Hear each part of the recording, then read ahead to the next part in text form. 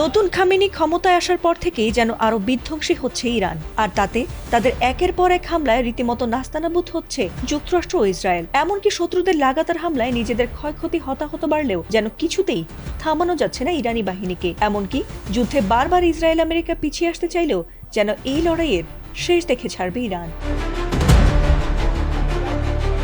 এমনকি ধারণা করা হচ্ছে হয়তো ইরান গোপনে কিম জং উনের কাছ থেকে অস্ত্র নিচ্ছে, নয়তো তারা ইতোমধ্যেই পারমাণবিক সক্ষমতা অর্জন করে ফেলেছে। আর এমন ধারণার মাঝে এবার হঠাৎ এমন এক ঘোষণা দিয়েছে ইরান, যাতে করে নড়ে চড়ে বসেছে শত্রু দেশগুলো। এবার থেকে কোনো সাধারণ মিসাইল নয়, বরং ভয়াবহ শক্তিশালী ও ক্ষমতাসম্পন্ন মিসাইল দিয়ে শত্রুদের গুড়িয়ে দেওয়ার নির্দেশ দিয়েছে বিপ্লবী গার্ড বাহিনী।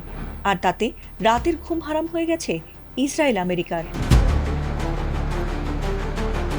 সেই আদেশ মতো এবার আগের চেয়ে শক্তিশালী মিসাইল দিয়ে হামলা চালানো শুরু করেছে ইরান। আর সেই হামলায় এবার তছনছ হয়ে গেছে ইসরায়েলের রাজধানী তেল আবিব সহ মধ্যাঞ্চলের বেত শেমসের গুরুত্বপূর্ণ কিছু এলাকা। এমনকি ইসরায়েলের অত্যন্ত গুরুত্বপূর্ণ হায়ালা স্যাটেলাইট যোগাযোগ কেন্দ্র পুরোপুরি ধ্বংস করে দিয়েছে ইরানি বাহিনী। আর এই কেন্দ্রটি ধ্বংস হওয়ার ফলে ইসরায়েলি বিমান বাহিনীর অপারেশনাল কমান্ড এবং স্যাটেলাইট যোগাযোগ ব্যবস্থায় বড় ধরনের ধস নামার আশঙ্কা করছে ইসরায়েল।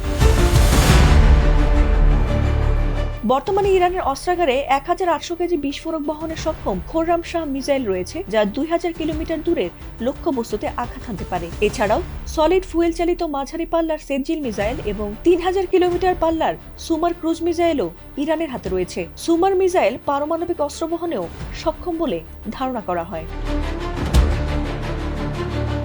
এর আগে আইআরজিসি জানিয়েছে তারা এখন থেকে ইসরায়েলে যতগুলো মিসাইল ছুড়বে সেগুলো সবগুলোই 1000 কেজি বা 1 টনেরও বেশি গোলা বারুদ বহনের সক্ষমতা রয়েছে।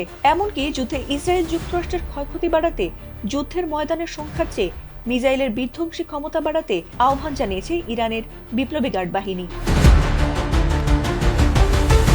ফাতিমা সুলতানা, এটিএন বাংলা।